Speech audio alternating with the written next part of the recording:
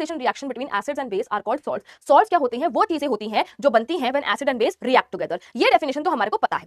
एक और डेफिनेशन देखते हैं, ठीक है। सॉल्ट क्या होते हैं? A salt is a compound formed from N acid by the replacement of hydrogen in the acid by metal. Ma'am ये क्या बोल दिया आपने? देखो कहता है कि सॉल्ट क्या है? एसिड से बनता है। सपोज करो मैंने कोई एसिड ले लिया HCl, कह रहा है कि एसिड के हाइड्रोजन को रिप्लेस कर दो, एसिड के हाइड्रोजन को रिप्लेस कर दो, ठीक है। अरे रुक जाओ यार, एसिड के हाइड्रोजन को डिस्प्लेस कर दो, मैंने हाइड्रोजन हटा दिया और उसकी जगह क्या लगा दो? कोई मेटल लगा दो। सपोज करो मैंने यहाँ पे सोडियम मेटल लगा दिया, तो ये मुझे क्या मिल गया? NaCl मिल गया। इसी को हम क्या बोलते हैं? सॉल्ट बोलते हैं। इसी को क्या बोलते हैं बेटा? सॉल्ट बोलते हैं। तो सॉल्ट की एक और डेफिनेशन क्या है कि आपके पास एसिड है, एसिड का हाइड्रोजन हटाओ और उसकी जगह कोई मेटल लगा दो, ठीक है। तो जो चीज आपको मिलेगी वो क्या होगी? वो होगी बेटा सॉल्ट। उसको हम क्या बोलेंगे? उसको हम बोलेंगे सॉल्ट। समझ आती है बात के नहीं? समझ आती है बात के नहीं? आपके पास एसिड है, आप उसके हाइड्रोजन को हटाओ और उसकी जगह मेटल लगाओ, जो चीज आपको मिलेगी वो क्या हो जाएगा? वो हो जाएगा सॉल्ट, ठीक है। सिंपल सी बात है, कोई मुश्किल नहीं है, आसान है। मैं यहाँ पे लिख भी देती हूँ अच्छे से। HCl था आपके पास, ठीक है, आपने इसके हाइड्रोजन को हटा के इसकी जगह कोई भी मेटल लगा दिया, तो आपको जो चीज मिलेगी वो क्या हो जाएगा बेटा? वो हो जाएगा आपका सॉल्ट।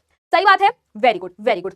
चलो अब हम आगे बढ़ते हैं और अब ना मेरा तुम लोगों से एक सवाल है, ठीक है। मेरा तुम लोगों से बेटा एक सवाल है। ये कौन है? ये है भाई, ये है आपका डोगेश।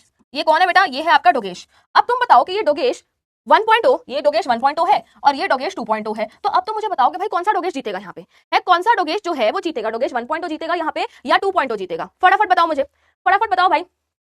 है ये जिम जुम में बॉडी बना के आया है और ये बेचारा गोलगप्पे खा रहा था, ऑब्वियस सी बात है ना? ऑब्वियस सी बात है। ये गोट क्या है? डोगेश ओपी, ये हो गया डोगेश टोपी, ठीक है। यहाँ पे आप लोगों को बताना चाहती हूँ, तो दूसरे के साथ रिएक्ट करके आपको देते हैं सॉल्ट एंड वाटर। आपको क्या देते हैं बेटा? आपको देते हैं सॉल्ट एंड वाटर। मुझे अभी सॉल्ट से लेना देना है। अब ना हमें ऐसा लगता है कि भाई एसिड है, बेस है, एक दूसरे के साथ रिएक्ट कर रहा है, तो एक दूसरे को कंप्लीटली नष्ट कर देगा। एसिड जो है वो बेस को खत्म कर देगा, बेस जो है वो एसिड को खत्म कर देगा। तो जो चीज आपको मिलेगी वो ना ही एसिडिक होगी ना ही बेसिक होगी। मतलब सॉल्ट्स क्या होते हैं? न्यूट्रल होते हैं। हमें ऐसा लगता है कि भाई जो सारे सॉल्ट्स है ना वो न्यूट्रल है। मैं फिर से बताती हूँ, एसिड है, बेस है, एक दूसरे को न्यूट्रलाइज करेंगे। एसिड ने बेस को खत्म कर दिया, बेस ने एसिड को खत्म कर दिया। जो चीज मुझे मिली है उसमें ना ही एसिडिक कैरेक्टर है ना ही बेसिक कैरेक्टर है, वो चीज का है? न्यूट्रल है। तो हमें ऐसा लगता है कि भाई जो सारे सॉल्ट्स होते हैं ना वो न्यूट्रल होते हैं, बट ऐसा नहीं होता। ऐसा बेटा नहीं होता है। देखो अब इस कॉन्सेप्ट को समझते हैं। सपोज करो भाई मेरे पास क्या है, मैं ना दो कंट्रीज ले लेती हूँ। एक हो गया आपका एसिडस्तान, ठीक है, एक हो गया आपका एसिडस्तान और दूसरा हो गया आपका बेसिस्तान, ठीक है। दूसरी कंट्री जो है वो आपकी बेसिस्तान है, बेसिस्तान, ठीक है, डन है, ओके। अब क्या चल रहा है भाई? युद्ध चल रहा है। यहाँ पे क्या चल रहा है? इन दोनों के बीच में युद्ध चल रहा है। अब हुआ क्या? केस नंबर 1, ठीक है, केस नंबर 1, एसिडस्तान के पास 10,000 सोल्जर्स हैं और बेसिस्तान के पास भी 10,000 सोल्जर हैं। अब आप ये समझ लो कि भाई एक सोल्जर एक के बराबर है ना, 1:1 का रेशो। ये मत कहना कि भाई हमारा जो एक सोल्जर है वो तुम्हारे 100 के बराबर है, वो वाला कॉन्सेप्ट नहीं चल रहा है यहाँ पे, ठीक है। तो भाई इसके 10,000 सोल्जर, इसके 10,000 सोल्जर, ठीक है। तो जब बेटा हमला होगा, हल्ला बोल होगा, तो भाई ये दोनों 10,000 यहाँ पे 10,000 यहाँ पे, ये एक दूसरे को कंप्लीटली क्या कर देंगे? नष्ट कर देंगे। कंप्लीटली क्या कर देंगे? खत्म कर देंगे। ना ही एसिडस्तान कोई बचेगा ना ही बेसिस्तान में से कोई बचेगा, मतलब कुछ नहीं बचा, ना ही एसिड बचा ना ही बेस बचा। तो यहाँ पे बेटा जब दोनों तरफ ताकत बराबर है, जब दोनों तरफ ताकत बराबर है, तो ये एक दूसरे को कंप्लीटली नष्ट कर देंगे एंड जो चीज आपको मिलेगी उसमें ना ही एसिडिक कैरेक्टर होगा ना ही बेसिक कैरेक्टर होगा, यानी कि वो चीज आपकी क्या होगी बेटा? वो चीज होगी आपकी न्यूट्रल। एंड न्यूट्रल चीजों का पीएच क्या होता है? फटाफट से चैट में बताओ। न्यूट्रल चीजों का पीएच क्या होता है? फटाफट से चैट में बताएंगे, जल्दी बताओ भाई। तो ऐसे में जो आपका सॉल्ट बनेगा वो क्या होगा बेटा? वो आपका न्यूट्रल सॉल्ट होगा और उसका पीएच क्या होगा? 7 होगा, ठीक है, बहुत बढ़िया। अब केस नंबर 2 ले लेते हैं। केस नंबर 2, एसिडस्तान के पास 10,000 की आर्मी है और बेसिस्तान के पास 8,000 है। तो अब बताओ भाई यहाँ पे कौन जीतेगा?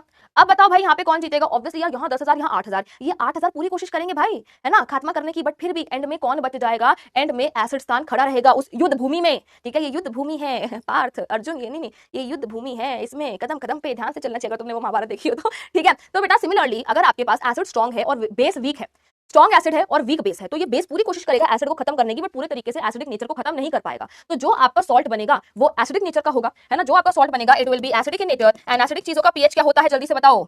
एसिडिक चीजों का पीएच क्या होता है? बहुत बढ़िया, लेस देन 7। क्या होता है बेटा? पीएच लेस देन 7 होता है। Very good very good. And last case, that is case number 3। Case number 3, अब यहाँ पे आपके 8,000 सोल्जर हैं और यहाँ पे भाई 10,000 हैं, तो अब ऑब्वियसली बात है ये पूरी कोशिश करेगा इसको खत्म करने की, बट लास्ट में बेस खड़ा रहेगा, है ना। वैसे ही अगर आपके पास वीक एसिड है और स्ट्रॉन्ग बेस है तो एसिड पूरी कोशिश करेगा बेस को खत्म करने की, बट क्योंकि बेस स्ट्रॉन्ग था बेटा तो बेसिक कैरेक्टर बच जाएगा। तो जो आपको सॉल्ट मिलेगा that will be basic in nature and basic चीजों का पीएच क्या होता है? More than 7। बेसिक चीजों का पीएच क्या होता है बेटा? मोर देन 7 होता है। क्या ये बात समझ में आई? क्या ये बात समझ में आई? हाँ या ना? हाँ या ना? बहुत बढ़िया बेटा, वेरी